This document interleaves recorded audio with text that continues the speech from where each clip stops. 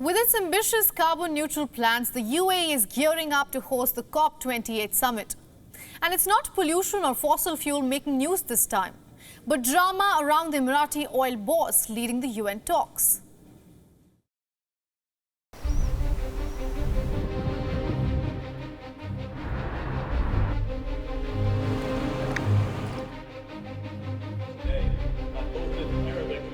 Less than a year to go as the US prepares to host the United Nations Climate Summit.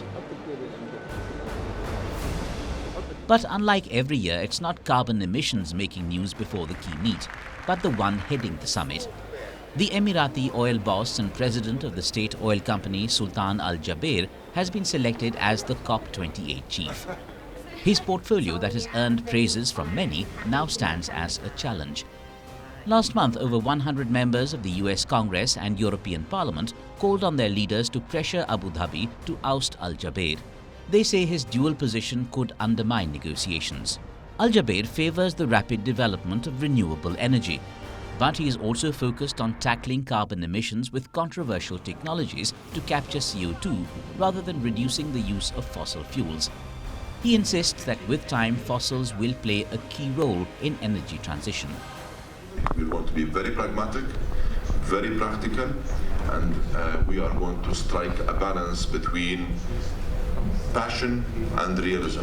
What we want is a COP of action, a COP of inclusivity, a COP for all, and a COP that will have direct impact on everyone involved.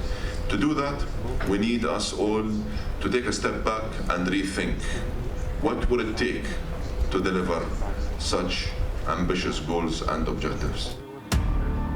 While Western environmentalists slam the oil boss, their political leaders have thrown their support behind Al Jaber. Back in January, when the announcement was made, US climate envoy John F. Kerry voiced strong support for the appointment of Al Jaber. He called him a terrific choice because of and not despite his role atop an oil giant. With all things said, Al Jaber's role came under new scrutiny this week as climate negotiators gathered in Bonn, Germany.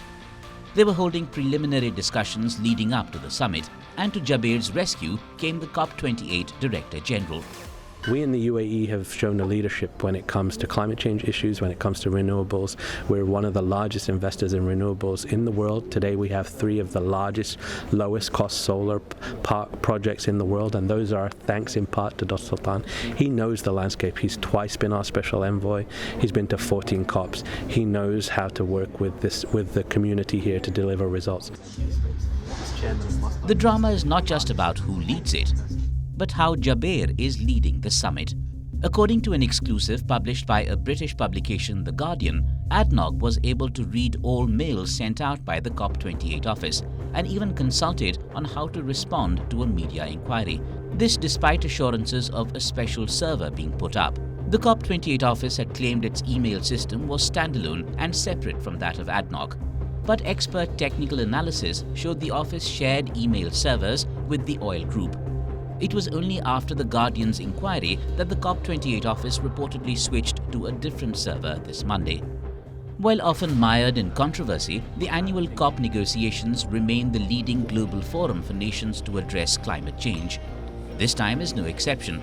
Pressure is mounting on them to deliver on past promises. What we know is that unfortunately we're off track from achieving the goals of Paris, which means we need to say something about where we're going. That needs to be based on science, but it also needs to be based on how we can bring countries together, how we can bring parties together to deliver solutions. The UAE's surge in climate advocacy comes at an important time for the global UN talks. The planet is warming at a record speed, and for the first time, countries would be discussing their progress towards meeting Paris goals, the agreement that has dominated climate action for the last 7 years.